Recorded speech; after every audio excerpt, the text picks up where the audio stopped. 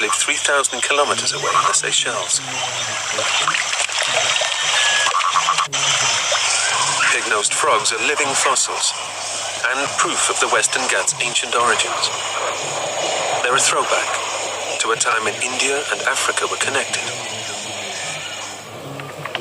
150 million years ago, the supercontinent Gondwana began to split apart, and the triangular landmass that is now modern India broke away. This Indian plate drifted northwards over a volcanic hotspot. Boiling magma pushed up into the Earth's crust and heated the land. The edge of the Indian plateau morphed and faltered into a crumpled line of mountains. By the time India bumped into mainland Asia and began pushing up the Himalayas, the Western Ghats were long established and already home to a wealth of wildlife.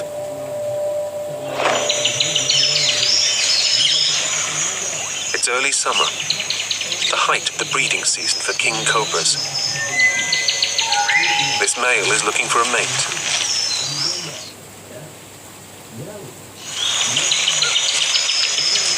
But the snake he's found is not a female. It's a rival male.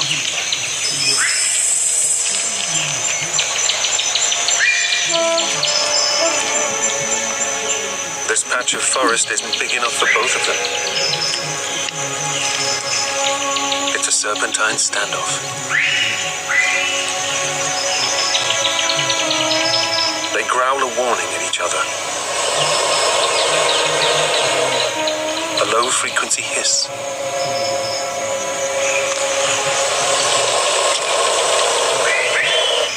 Air is sucked into their elongated lungs and squeezed out through the mouth as each snake constricts its body.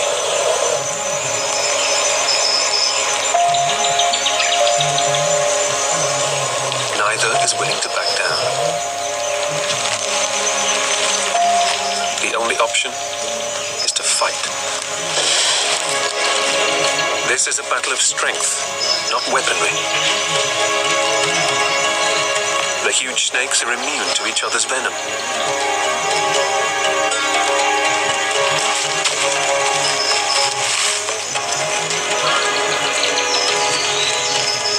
Each weighs up to 9 kilograms and uses all its might and muscle to try and grapple the other to the ground.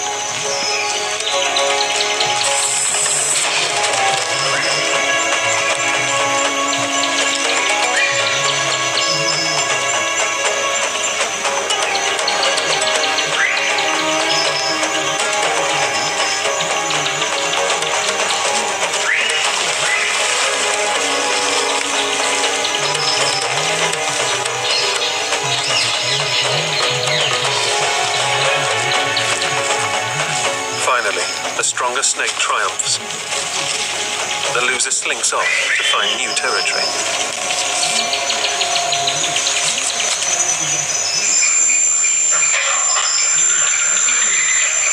Tensions are running high above the forest floor too. Up in the canopy, a Nilgiri langur asserts his alpha male status. As soon as younger males start to show an interest in his harem of females, the dominant male chases them out of the troop. He's taking no chances and won't tolerate any competition.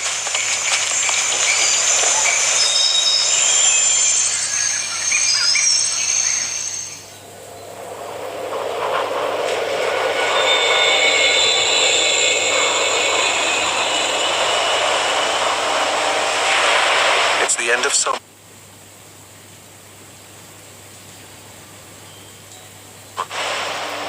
Monsoon clouds have been building over the Arabian Sea, sucking up moisture from the ocean. Now they sweep towards land, in by the low-pressure void of India's hot, dry interior. They slam straight into the Western Ghats. The tallest peak is Anamudi, the elephant's head. It reaches 2,695 meters and is the highest point in India outside the Himalayas. rain-filled clouds are forced up the steep slopes, where they cool and condense.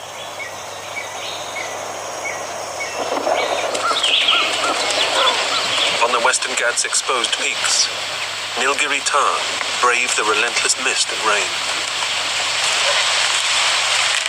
Also known as cloud goats, they're well adapted to wet weather. Water runs off their coarse, short hair like a raincoat, keeping their skin warm and dry.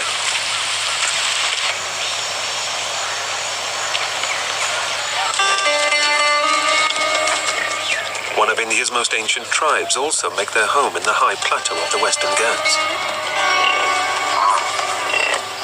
The Toda people are peaceful pastoralists, buffalo herders with a reverence for the natural world. The domed roofs of their houses mirror the rolling hills of their homeland. Low doorways are designed to keep out wild animals.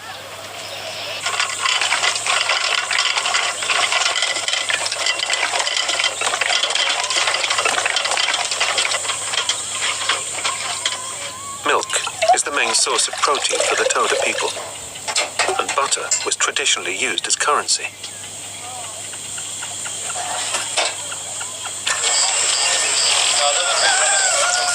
But buffalo are far more than a commodity. They are sacred. The Toda believed that the goddess Takershi created buffalo first among animals, and then created the Toda man to care for them. The only time a buffalo is ever killed is when a man dies. It's believed that the buffalo's spirit will keep a man company on his journey to the afterlife. The Toda believe that the next world is much like this one, but has a harder surface. Instead of wearing down the land, wandering souls wear down their own legs. When they have no limbs left, they are reborn as Toda people or buffalo. The Toda believe they've lived in the Western Ghats since the birth of humankind. Today there are fewer than 1,400 left, clinging to their traditional way of life.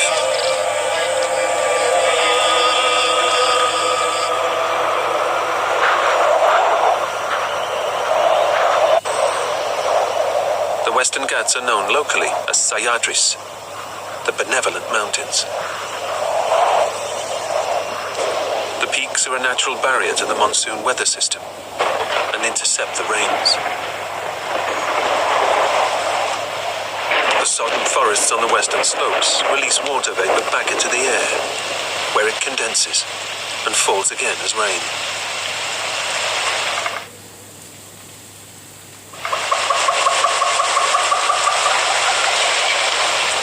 This double deluge makes these tropical jungles some of the wettest places in India. Some areas receive 10 meters of rainfall every year. The rainforests teem with life, but the benevolent mountains sustain life hundreds of kilometers away too. The coastal plains of Kerala, sandwiched between the Arabian Sea and the Western Ghats, are some of the richest land in India. Runoff from the hills washes down to the coast, and the rivers and streams are laden with fertile sediment. Fruit seeds sprout where they fall. Kerala's backwaters are a labyrinth of channels. Rivers replace roads. The west coast of India is where ancient man first set foot on the subcontinent. And here he stayed. Every non-African person in the world can trace their roots back to the first of humankind, who settled in this land of plenty. Today, the beaches are still crawling with life.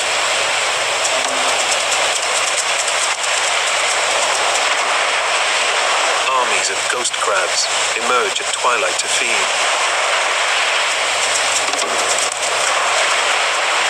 The tastiest morsels are found on wet sand. But getting to them means running a gauntlet of breaking surf.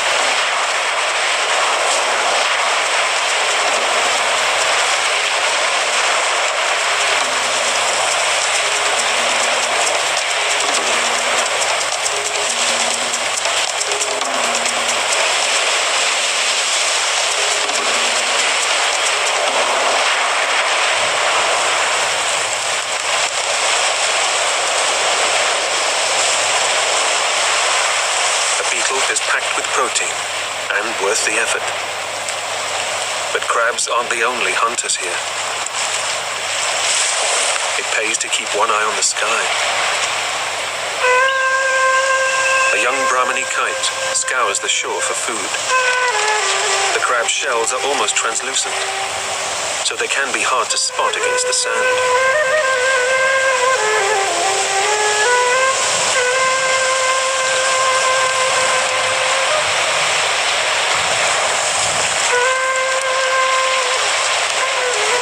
To a kite with laser-sharp eyesight, ghost crabs are easy targets.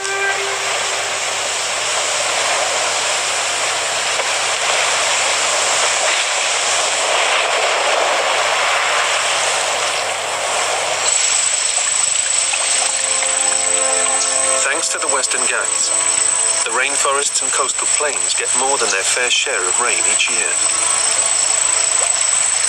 But on the eastern side of the mountains, it's a very different story.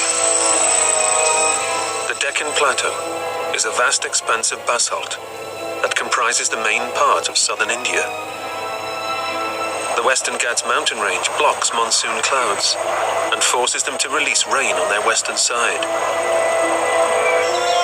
East of the mountains, the woodlands and plains of the plateau receive just a tenth of this rainfall. Forests here are very different from the damp, dark jungles.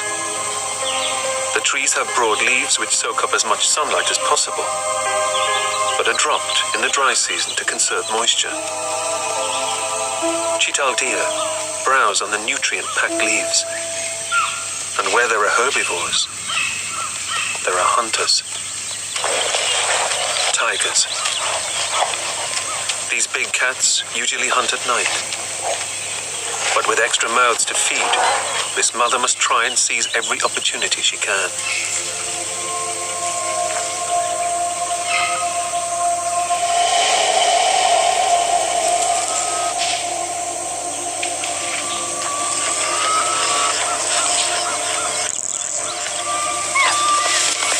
But she's not always successful.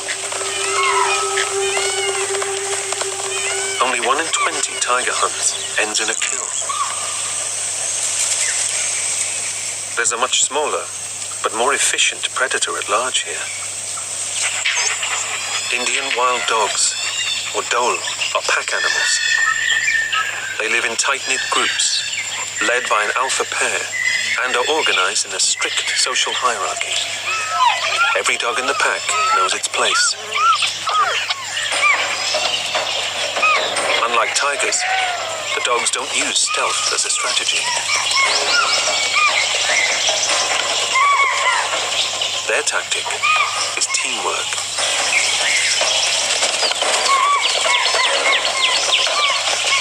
Dholes whistle to keep in contact during a hunt.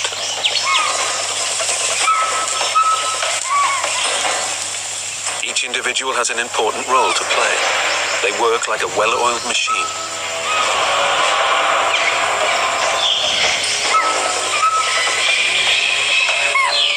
The chital's tail flashes white to warn others of danger.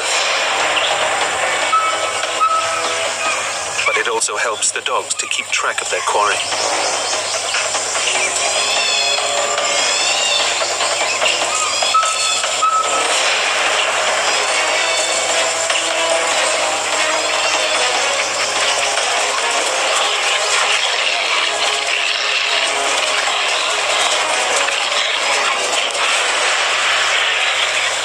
Working together, dhole can bring down prey 10 times their own size.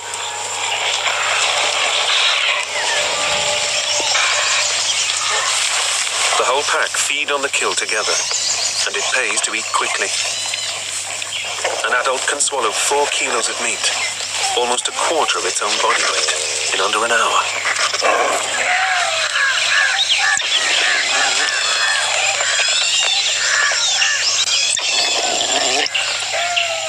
Even the tigress gets a meal at last. She may have failed to make her own kill, but she's wily enough to take advantage of a rival's success. Tigers are a universal symbol of the power of nature, and are revered throughout India. But few go to such lengths to express their admiration for tigers as the Karuba people of the Western Ghats.